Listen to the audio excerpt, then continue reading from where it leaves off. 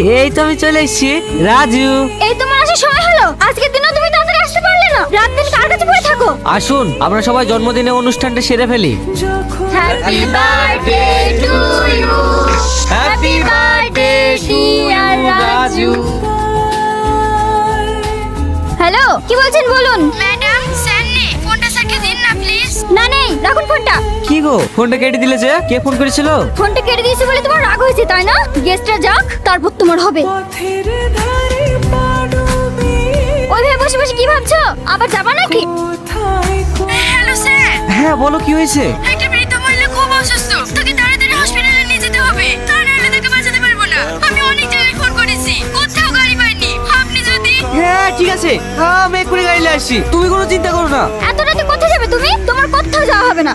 তুমি কি বলছো? তুমি সরো, আমাকে এক্ষুনি যেতে হবে। আজ যদি